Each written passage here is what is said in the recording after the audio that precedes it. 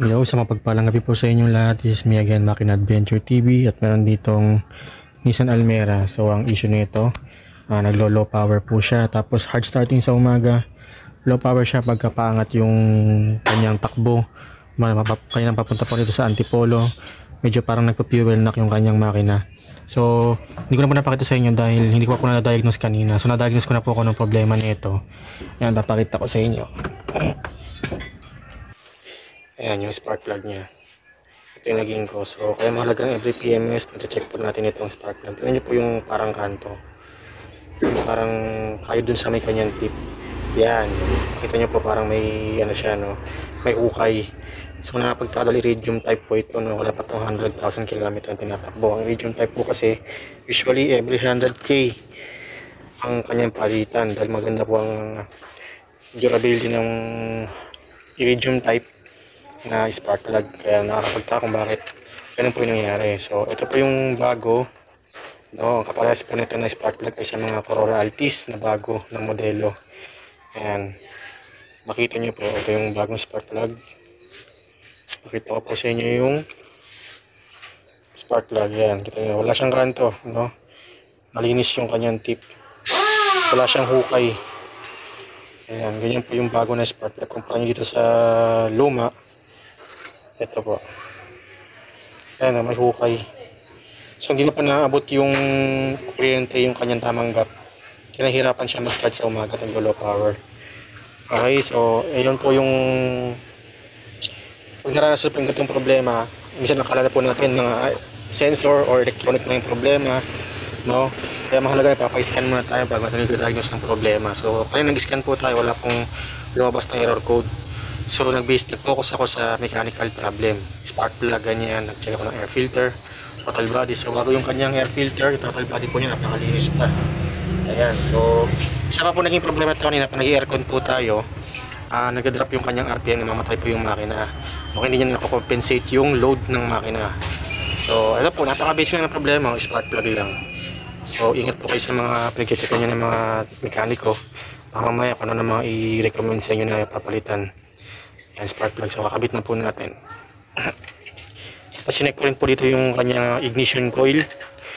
Yan, okay naman yung kanyang ignition coil. Intact na intact pa, wala pang crack. Yan.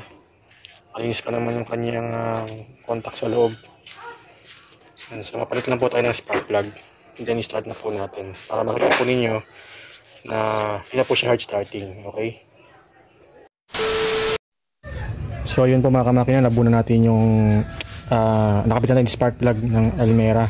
So medyo may kahirapan to kasi kaya magbaklas ng intake manifold dahil nasa ilalim yung ignition coil tsaka yung pagpalit ng spark plug. Ayan, no? Nandyan po sa ilalim. Ayan, kaya medyo costly ang labor po nito. Ayan, so kalimutan pa tayo yung palamp. nakabit na lang natin. Ayan, para natin ikabit. Ayan. So mga vacuum hose yung kakalimutan. Kung ano yung mga tinanggal nyo, mga connector, mga hoses yung kakalimutan ibalik, no? Para hindi magloko yung minor o yung starting ng makina. So i-start na po natin itong makina. Papakita ko na po sa inyo na hindi mo na po ito hard starting. Okay, moment of truth. I-start po natin yung engine. Ignition on. Ayan. Okay, so start na natin.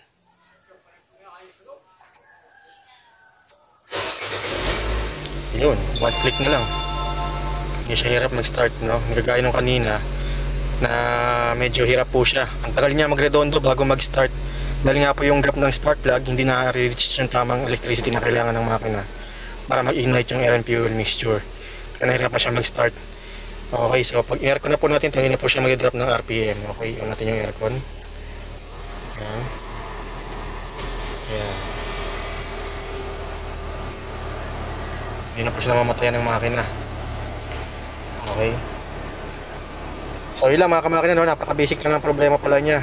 So pero kahit pa paano nag-perform tayo ng scanning para makita natin kung mayroong DTC sa computer box para ma-check natin kung electronic problem ba itong nangyari sa sasakyan ng ating customer. Pero wala naman po siyang fault code na binibigay sa atin, kaya nag-focus tayo sa mga basic problem lang. So ganoon lang pa mag-diagnose kayo, no? Kung walang fault code, focus muna tayo sa mga mechanical or mga vacuum hoses, mga ganyan po. para matrace natin ng mas maaga yung problema. Hindi po tayo papalit-palit ng pyesa agad-agad. Okay? So yung test part, hindi ko rin po ina-allow na basta-basta. Okay, kasi merong parts na pagka kinabit mo sa sasakyan, pagka binalik mo sa customer, pag binalik mo sa pinakasasakyan na may-ari ng pyesa, nagkakaproblema. Okay, so hindi ko nalag yung test parts. So dapat marunong tayo gumamit ng mga tester, scanner yan, marunong tayong gumamit ng mga basic knowledge natin. Okay, sa lahat, dapat meron tayo 90% common sense. Okay, yun lang. So this Makina Adventure na kami, natutunan po sa akin ginagawa sa sasakyan ngayon. Okay, God bless.